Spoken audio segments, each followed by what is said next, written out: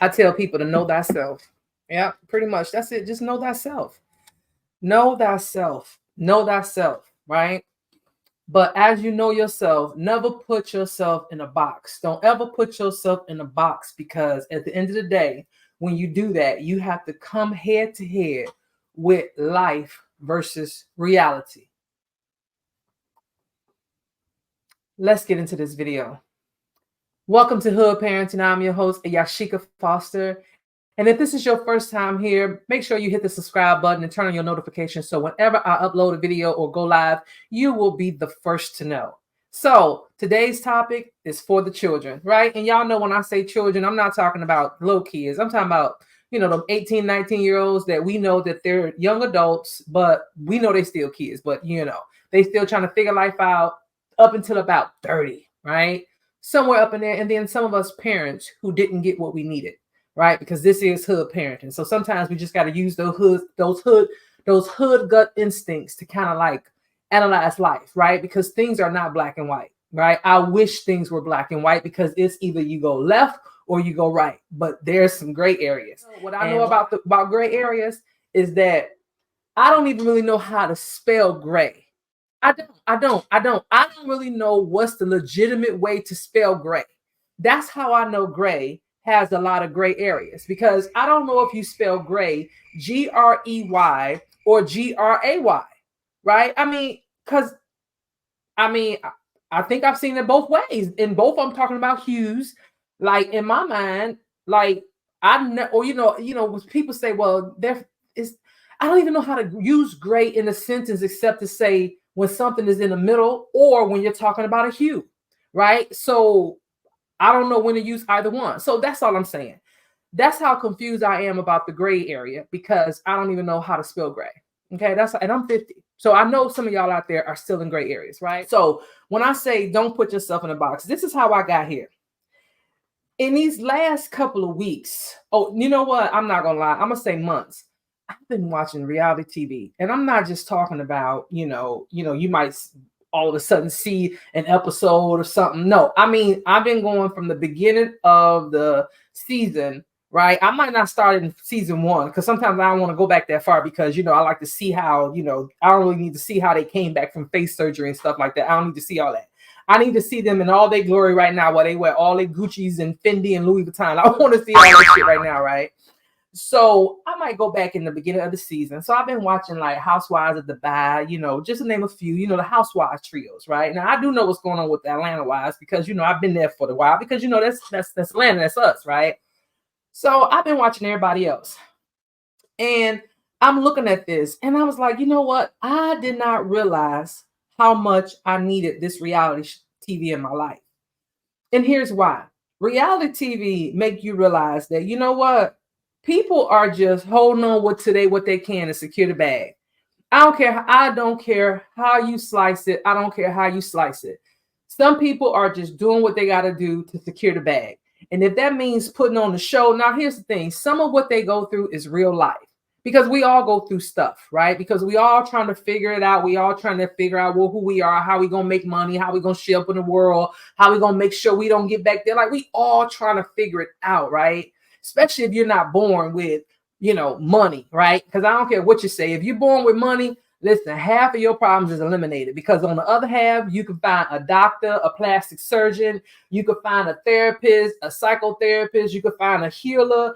You can do whatever you listen. You can even change your eye colors permanently if you want to, by going to another country. And I've seen that on a reality show.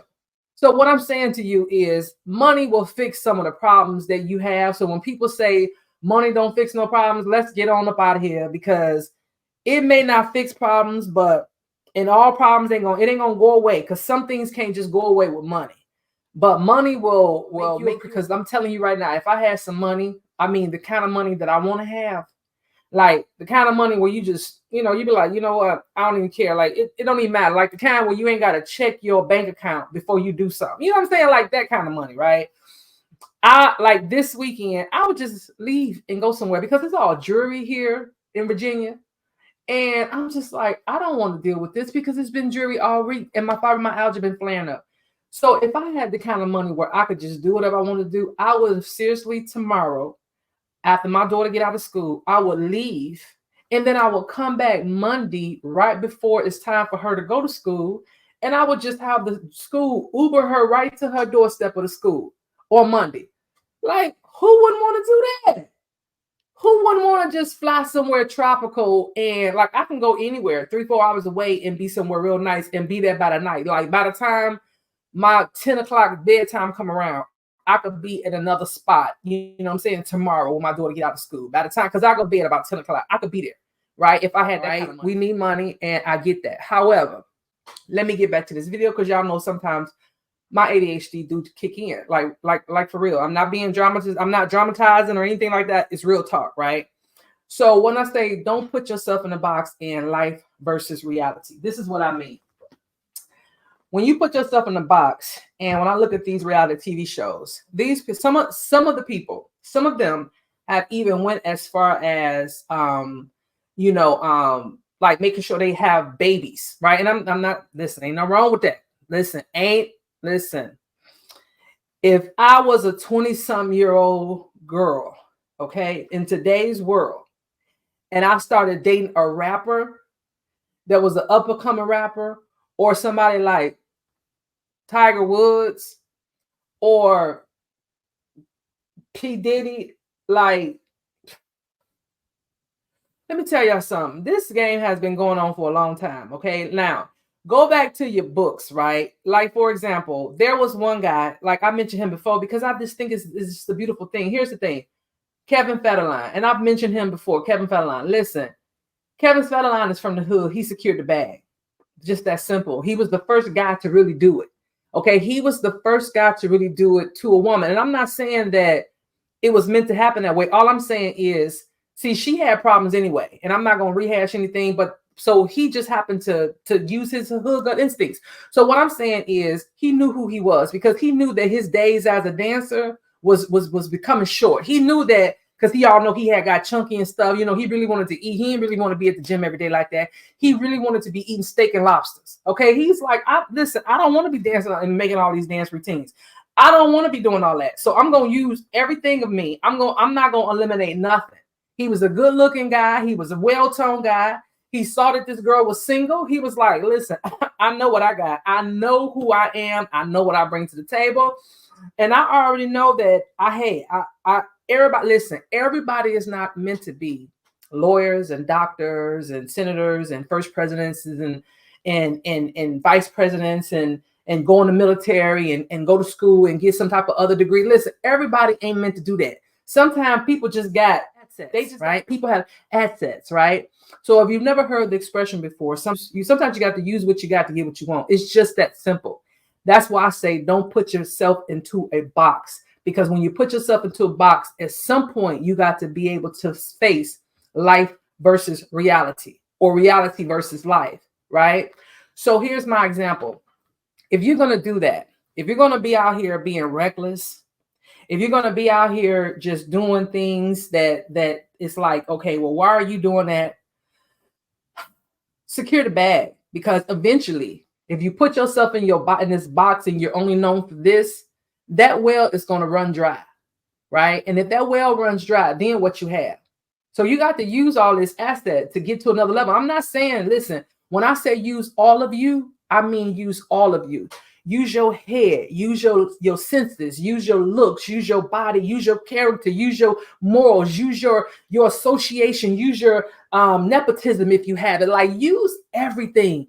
Don't be trying to put nothing to the side because you feel like you're supposed to fit in a box. Let me tell y'all a story. One time I was in North Carolina at a racquetball tournament, and I hope that young man find me. But I'm not going to tell you the background of the story, because trust me, it's a story. Y'all, listen, it's a whole story, but I'm not going to get into the story. I'm going to tell y'all what I really want to tell y'all about, because I have stories, okay? I do. I have stories. So this young man his mother was white. His father was black. His maternal grandparents were white, right? His maternal grandparents were white. And so because that was the case, and his father really wasn't in his life, he was more or less raised in the white community, whereas that he wasn't in the black community as much, right? And so his grandfather had a really like position. This town we were in, he had a really nice position in the town, right? Because see, I read him from a mile away. I knew who this man was, right? Pretty much he started from the bottom, now it's here. Okay, and it was a white dude, and he looking like, listen, I might be this, but I made it. And I'm like, hey, I see you. I know who you are before you showed up, but you ain't never met me before. But that's another story, y'all.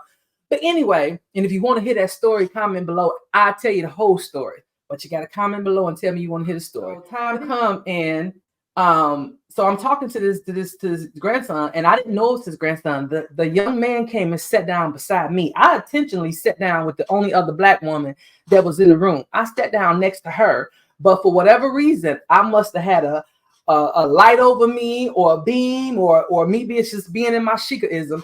And this young man, who I found out he was 21, came and sat down next to me. Okay. And he just started talking to me. And of course, I found out that the gentleman that I had encountered earlier that day was his grandfather, which I knew it. I knows it. Because when my ancestors be there, they be there, honey. But anyway, so I'm talking to the young man, and I'm telling him. And one of the things I told him, because come to find out, he had owned his own company. I forget what it was that he did. I forget what he did, but he owned his own company. He was making enough money where he had his own apartment. He had a couple of employees who were doing okay, and he had bought one of his dream cars. And I'm just like, and he was just 21, so he had already started this company since he was like 18, right? So he was doing his thing, and he was talking about how he was going to expand it and everything. He was telling me how, he had kind of some issues growing up in his family because his father, his mother's parents really didn't want to have anything to do with him because of the fact that he was biracial. And so I'm talking to this young man, and he was like, I just feel this way. And I said, hold up. Why do you feel like you need to just be there? In other words, listen, you already got what you need. Listen, when you were born, and you were born with that access, because at the end of the day, I don't care what happens, nepotism still exists. So if you need something, he's going to look out for you. Especially if it's something that he like, oh yeah, I definitely gonna do this. Because why? Because money talk. I don't care who you are. I don't care what you're doing. Money talk. So something about why he started from the bottom and he's here, he passed that trait on to you. And he sees that in you. So trust me, when he needs to show up, he gonna show up. But here's the thing, you ain't just gotta be with them. You need to find you some friends that look like me so you can be invited to the cookout too. You don't want to just be invited to the hoedown. You want to be invited to the cookout too. Right. And I'm sorry, but whatever. Right. You want to come. Y'all know black people associated with cookouts. OK, you want to be able to go to bowl. Here he was at a racquetball tournament. OK, I'm the only other black woman in there. So he already amongst the majority. OK, and then I'm like telling him, listen, find you some black friends so you can know what everybody talking about. You don't ever have to fit in one box. Because at the end of the day, life versus reality shows you that you got to use all of you in this world. You cannot afford to put some of it to the side because of shame or fear or judgment or whatever. Because guess what? The world don't give a crap about none of that. If you don't know who you are, they're going to tell you who you are. That's it. Listen, my grandmother gave me the name Yasheka Giovanna. And I've said this before that, go back and watch that video. But if this is your first time here, this is the story.